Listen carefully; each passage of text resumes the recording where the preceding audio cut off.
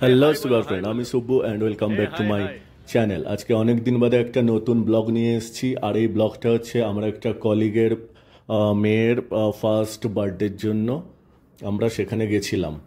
তো ওই দিনটা রীতিমতো আমরা অফিস করে, আমার একটা বন্ধু আছে যার নাম মানিশ, ওর গাড়ি করে আমরা সেই দিকে যাওয়ার জন্য প্রস্তুত হলাম। বেশ মজা হচ্ছিল, সবার সাথে ইয়ার্কি মারছিলাম, তোমরা দেখতেই পাচ্ছ, সবাই হাই করছিল অ্যান্ড এটা একটা বেশ সুন্দর এক্সপিরিয়েন্স ছিল। তো অবশেষে আমরা আমাদের অফিস থেকে গন্তব্যের উদ্দেশ্যে রওনা হলাম। আর বুঝতেই পারছো, ব্যাঙ্গালোরে টু মাচ ট্রাফিক, এত ট্রাফিক ব্যাঙ্গালোরে হয় কি বলবো, জাস্ট পারা যায় না। তুমি একটুখানি আগে যাবে, একটুখানি আগে গিয়ে 5 মিনিট 10 মিনিটের মধ্যে তুমি আবার ট্রাফিক পাবে। এই জিনিসটা আমার খুব ভালো লাগে না। তো মানিশ এই গাড়িটা নতুন কিনেছিল, তো প্রথমবার এক্সপিরিয়েন্স যেটা আমার খুব ভালো লেগেছিল। অনেক দিন বাদে একটু আমি যেখানে থাকি সেখান থেকে অনেকটা দূরে যাচ্ছি ভেবে খুব ভালো লাগছিল।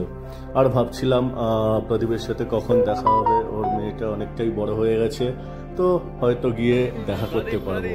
অবশেষে কিছুক্ষণ বাদে আমরা প্রদীপের ওখানে চলে আসি, তোমরা দেখতে পাচ্ছ সবাই হ্যাপি। আর এদিকে মনীষ কার পার্ক করছে। ওর যে বার্থডেটা করা হয়েছিল ওখানে একটা মন্দির ছিল, সেই মন্দিরের ওইখানে এই বার্থডেটা করা হয়েছিল। এইখানে এই জিনিসটা খুব ভালো লাগে যে এদের যে কোনো ধরনের বার্থডে বা অনুষ্ঠান বেসিক্যালি মন্দিরের মধ্যেই করা হয়। আর এই মন্দিরগুলো এত সুন্দর করে সাজানো, আর কি বলবো। অবশেষে প্রদীপের মেয়ের সাথে দেখা হলো। ও আর কি 1 বছর কমপ্লিট করেছে, একটু ভয় পাচ্ছিল, আমি বিভিন্ন রকমের আওয়াজ করছিলাম ওকে একটু খুশি করার জন্য, বাট আলটিমেটলি ও একটু কাঁদো কাঁদো মুখ করে সবার দিকে তাকাচ্ছিল।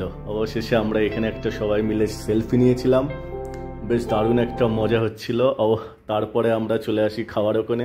মন্দিরের পেছনে খাওয়ার জায়গা ছিল, আর ওখান থেকেই প্রদীপ একটা নতুন আইটেম যেটা হচ্ছে পাইনাপেল জিলেবি, সেইটা নিয়ে এসেছিল, আর সেটাই আমরা তখন টেস্ট করছিলাম আর তোমাদের সাথেও শেয়ার করলাম। অবশেষে কিছুক্ষণ গল্প টল্প করে আমরা খাবার উদ্দেশ্যে রওনা হলাম এবং নিজেদের টেবিলে গিয়ে বসলাম।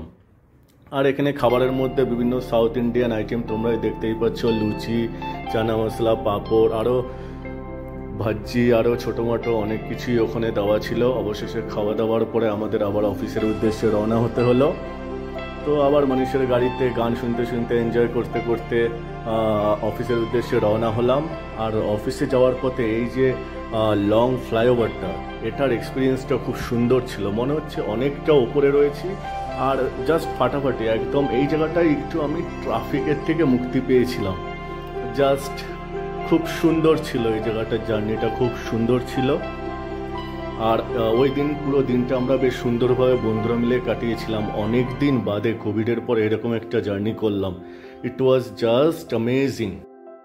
সো আজকের ব্লগটা এই অবধি। তোমাদের যদি ভালো লেগে থাকে অবশ্যই আমাদের চ্যানেলটিকে লাইক, শেয়ার এবং সাবস্ক্রাইব করো। Till then, tata, bye by.